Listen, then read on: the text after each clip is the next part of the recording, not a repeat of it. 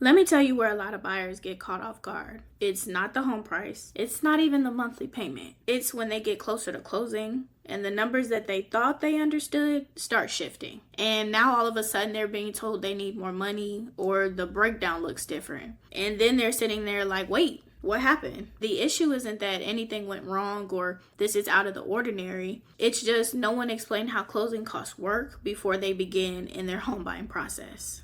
So that's what I want to do in this video. Break down what they are, why they move, what's normal, and what should have you asking questions. For those of you who don't know, my name is Kay, giving you the real keys to home ownership so that your first buy is the right one. And on this channel, I don't just tell you what to do, but explain to you how this process actually works behind the scenes so that you can move forward in confidence. If you are getting serious about buying, and want someone to help you walk through your numbers before you get anywhere near closing, I do offer one-on-one consultations where I'll build a plan around your situation. The link for that is in the description below. If you're not there just yet, that's completely fine. Just stay here with me because this is one of the topics that could prevent you from having a lot of stress later on. Now, without further ado, let's get into it. I've already talked about what closing costs are in a different video, so I'm not going to sit here and repeat definitions to you again. If you haven't seen that video and would like to check it out, click that card above.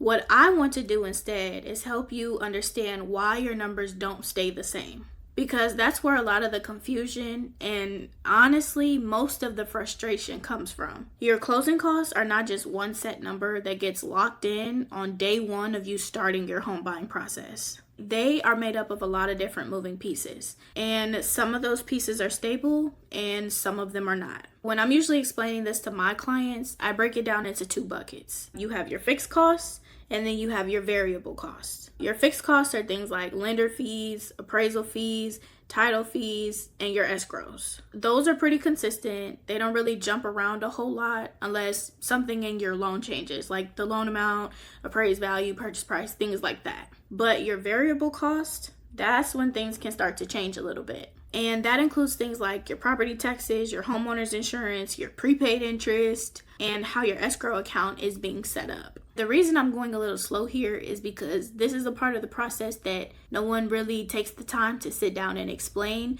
In the industry, there's a lot of things that we just assume our buyers know, and I don't want to do that in this video. I want to be very explicit so you all know what's going on.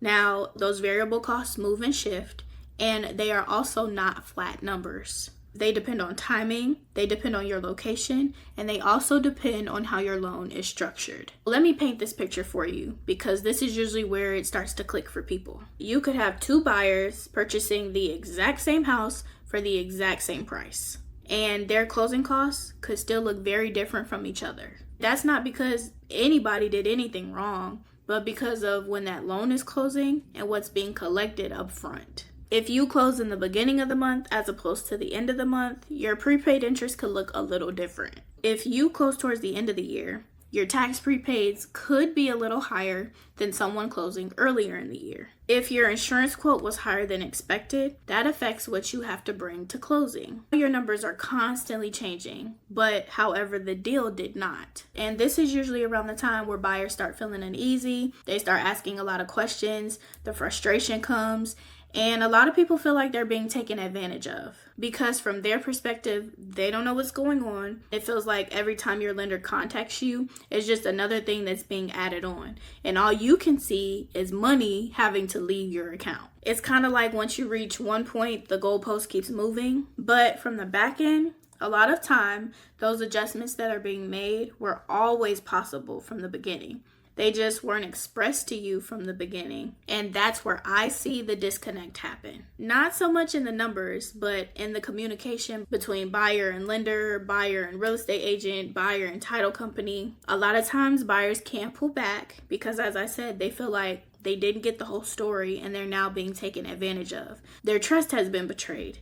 And you guys as buyers are not as open with your real estate professionals as you once were. As I've explained above, and for the most part, Closing costs changing should not be a red flag or an immediate alarm that goes off for you to think that something is going wrong. However, there are a few instances where you should slow down and start asking a little more questions. I want to walk you through those so that you can protect yourself. If your lender fees are increasing and no one is able to clearly explain why, you need to pause right there. If your rate changes or your loan type changes or something about the structure of your loan shifts, that can absolutely affect your numbers. But that should be a conversation between you and your lender and not a surprise. And seller concessions. You might negotiate for the seller to help cover your closing costs. And in the beginning, it looks like a really big portion of them are being covered. But as the loan moves forward, those numbers can be adjusted or even reduced depending on things like your loan limits, your required investment, which all that is however much money a buyer has to bring to closing before they can close on that home. It's the minimum amount of monies that you as the buyer have to bring for you to qualify to close on that home. So now you're thinking you're bringing one amount, and it very well ends up being something completely different. And honestly, the biggest red flag out of all of this is when things are changing and nobody is taking the time to sit down and explain to you clearly why they're changing and what's happening. You as the buyer or borrower always have options during your home buying process. Nothing should be done without your knowledge, and if you have a question, it should always be answered by your lender. I've personally worked on files where everything looked good on paper, but the buyer didn't feel confident because they didn't understand what they were looking at nor what was happening. And I can only imagine that's a hard place for you to be in, especially when you're about to make one of the biggest purchases you'll make in your adult life. The goal is not for your numbers to never change, because 9 times out of 10 that's not going to happen. Your numbers are going to change. But the goal of this video that I want my buyers to understand is why those numbers are changing. Because when you can understand what can move, what's already set, and what to expect, you don't feel blindsided anymore, but you feel prepared. Instead of just asking, how much are my closing costs? I want you to start asking these questions. Ask what can change, ask what's already locked in, and ask what can cause your numbers to go up and down. Because that right there is how you stay in control of your deal and always know what's happening. If you're serious about buying and want someone to walk through your numbers with you so that you're not figuring all this out on your own, I do offer a one-on-one consultation where I'll talk with you and develop a plan based around your goals in your life. The link for that is in the description below. And if you're still learning, be sure to watch these next 2 videos so that you can build a better understanding of the home buying process.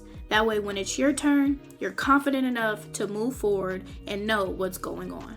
Remember, when you know better, you buy smarter. Until next time, see you in the next one.